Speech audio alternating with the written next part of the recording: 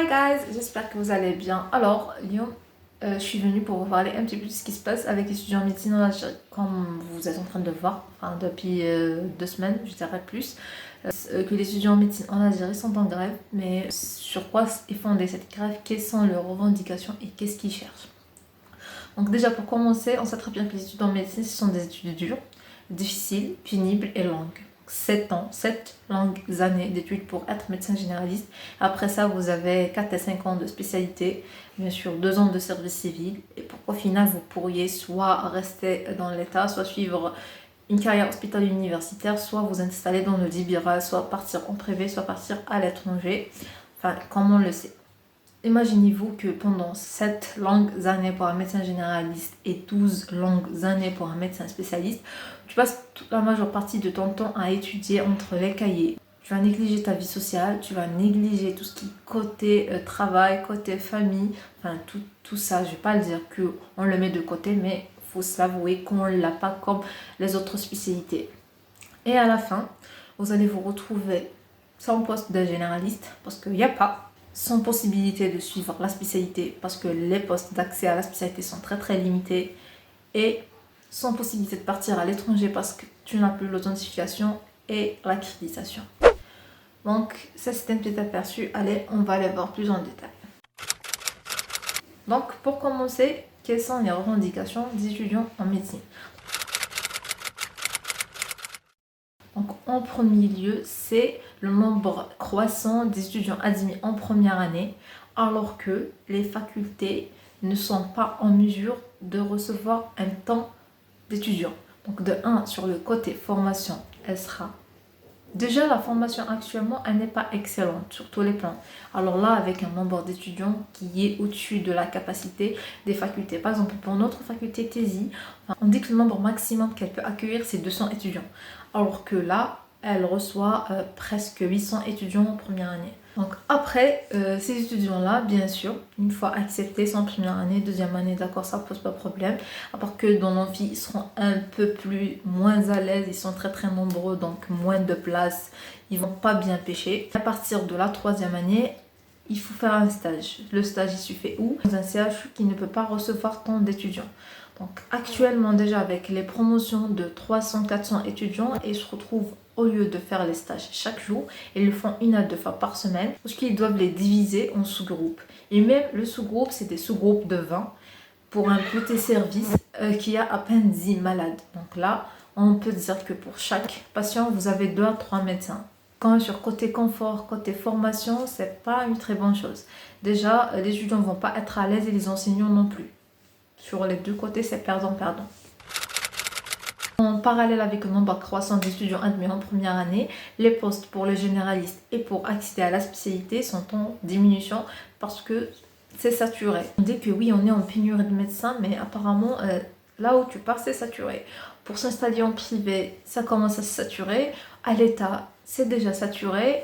Et là, on ne sait pas vraiment où on va mettre tant d'étudiants en médecine. Après cette longue année, c'est pas évident de rester au chômage.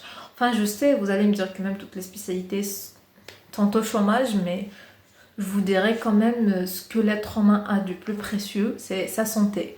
Donc, c'est à vous de choisir entre aller dans un hôpital. Vous allez vous retrouver avec un seul médecin qui assure et les consultations et les urgences. Elle a déjà vu 200 à 300 malades. Ou bien de vous retrouver face à 4 médecins, déjà vous avez le choix. Et là, ils sont beaucoup moins fatigués par rapport à celui qui a vu tout seul tous les malades. C'est à vous de faire le choix. C'est les conditions de l'étudiant en médecine. Déjà, on a dit que le nombre énorme d'étudiants, ça affecte la formation. Et bien sûr, le manque de moyens, le manque de place dans le CHU, ça aussi, ça limite notre vie estudiantine, ça limite notre formation. On n'a pas une très très bonne formation. On le dit, on le redit. En médecine, c'est de l'auto-formation, mais ça ne doit pas être ça. On est censé être dirigé par nos supérieurs alors qu'on se retrouve seul à essayer de voler des stages gauche-droite pour se former, pour mériter ce titre de médecin. Le quatrième point, c'est l'authentification. Alors, pour les gens qui ne savent pas c'est quoi l'authentification, c'est la fac du ministère de la Santé qui dit que vous avez vraiment fait ces études de santé, que votre diplôme est juste, que votre diplôme n'est pas falsifié. Vous allez me dire que vous recherchez ça malgré que d'où la cravate combattante, ben c'est logique. toutes les autres spécialités de la Qur'an Bata, mais malgré ça, ils ont l'authentification. Donc, l'authentification, c'est un droit. Normalement, il doit se donner à tout le monde.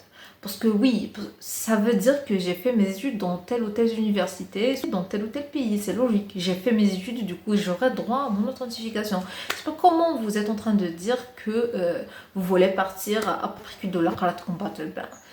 L'authentification, ça doit se faire. Et puis partir ou pas partir, c'est un choix, ça reste un choix personnel.